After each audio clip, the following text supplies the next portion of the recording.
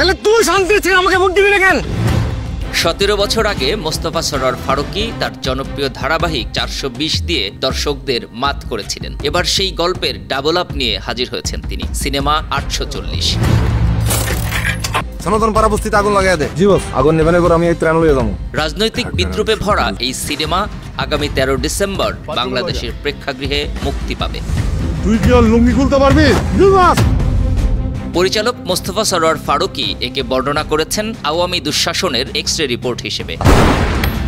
রাজনীতিতে সবসময় অ্যাটাক চলে না, মাঝে মাঝে সময় আসে পাইতা দেওয়া। তার ভাষায় এই কাজটি ফ্যাসিবাদী শাসনের প্রেক্ষাপটে নির্মিত, যেখানে সমসাময়িক রাজনৈতিক বাস্তবতা ও ক্ষমতার অপব্যবহারের প্রতিচ্ছবি তুলে ধরা হয়েছে। স্যার, আপনার নাকি রাশিয়ার প্রেসিডেন্ট পুতিনের মতো একটা ডামি আছে। ট্রেলারে দেখা গেছে নাসিরুদ্দিন খানের চরিত্র মেয়র ডাবলু, যিনি নিজের উন্নয়ন নিয়ে হতাশা প্রকাশ করে বলেন, আমি এত ভালো উন্নয়ন করছি, তবু একটা লোকও আমারে ভালোবাসলো না কেন। এই সংলাপ যেন হাসির খোরাক, তেমনি তীক্ষ্ণ ব্যঙ্গ। আমি এত ভালো উন্নয়ন করছি, তবু একটা লোক আমার ভালোবাসলো না কেন মিলল। সিনেমার শুটিং হয়েছে নওগাঁ, ঢাকার দিয়াবাড়ি, চট্টগ্রাম, এমনকি দুবাইয়ের মতো বিভিন্ন লোকেশনে। পরিচালক জানিয়েছেন, শুটিংয়ের সময় তারা আশঙ্কায় ছিলেন কেউ যদি এই রাজনৈতিক বিদ্রূপ বুঝে ফেলে তবে হয়তো কাজ বন্ধ হয়ে যাবে। নাসিরুদ্দিন খান এই সিনেমার প্রস্তুতির জন্য দীর্ঘ সময় পরিচালক ফারুকীর সঙ্গে কাটিয়েছেন। চরিত্রের গভীরতা বোঝার জন্য মহড়া এবং কস্টিউম প্র্যাকটিস করেছেন 1 মাস ধরে। ভোট চামু আমি, এই ফকিনের পুতলোর কাছে কি আমি কি ভোট চামু? চাইছি আমি কখনো ভোট চায় না তো ফকিরের।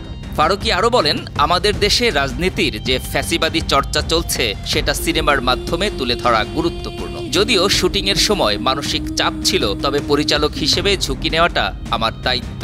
840 প্রথমে প্রেক্ষাগৃহে মুক্তি পাবে, এরপর দেখা যাবে টেলিভিশন ও ওটিটিতে। প্রযোজনা করেছেন নুসরাত ইমরোজ তিশা, সহযোগিতা করেছে ইমপ্রেস টেলিফিল্ম।